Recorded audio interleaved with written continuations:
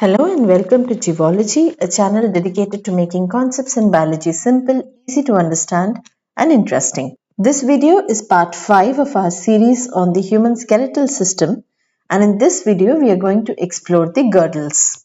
In part 1, we learnt that the pectoral and pelvic girdles are key components of the appendicular skeleton connecting the limbs to the axial skeleton. These bony structures provide support, stability, and facilitate movement while also serving as attachment points for muscles and protecting internal organs. Let's now explore their structure and function in details.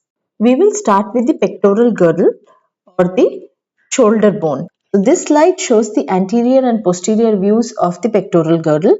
It highlights the key bones including the clavicle and scapula and their positions in the body. The pectoral girdle is a set of bones that connects the upper limb to the body's axial skeleton. It consists of two main bones, the clavicle or the collarbone and the scapula or the shoulder blade.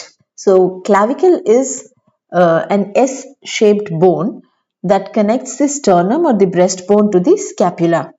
It stabilizes the shoulder and protects the important nerves and blood vessels. Scapula, on the other hand, is a flat triangular bone at the back forming the posterior part of the girdle.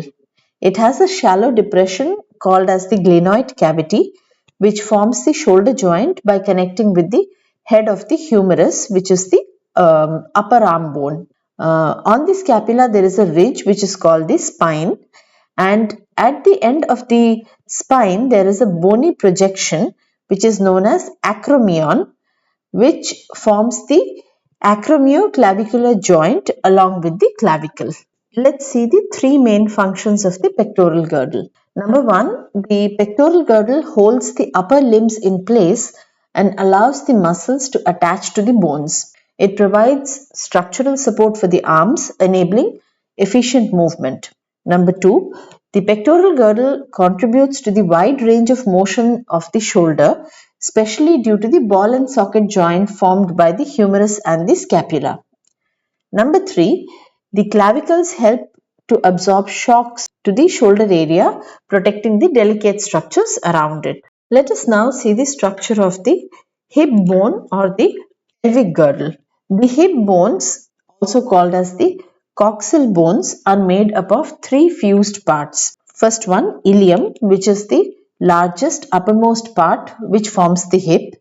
Then comes the ischium, which is the lower back part, which includes the ischial tuberosity, which is the seat bone, and then pubis, which is the front part, which meets the other pubis bone at the pubic symphysis.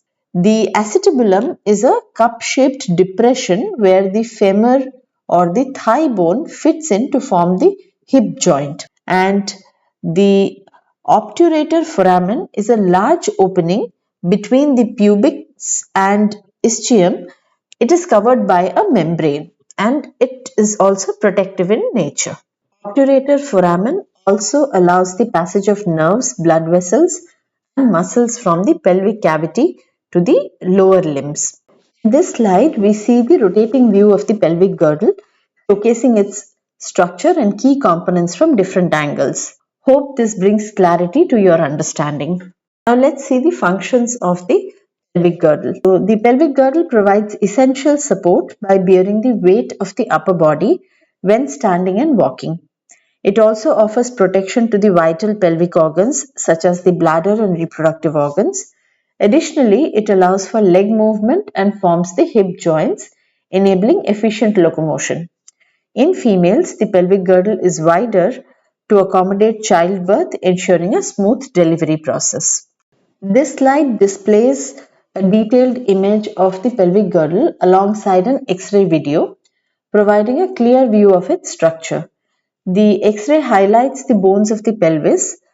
I encourage you to closely examine the picture and compare it with the X-ray to better visualize the real structure in the human body. So this comparison will also help you understand how to interpret X-rays in a more practical context. Let's have a recap and compare the pectoral and pelvic girdles. The pectoral girdle consists of the clavicle and scapula, connects the upper limbs to the axial skeleton, and it allows for wide range of arm movement. It is lighter and more flexible, providing mobility for the arms.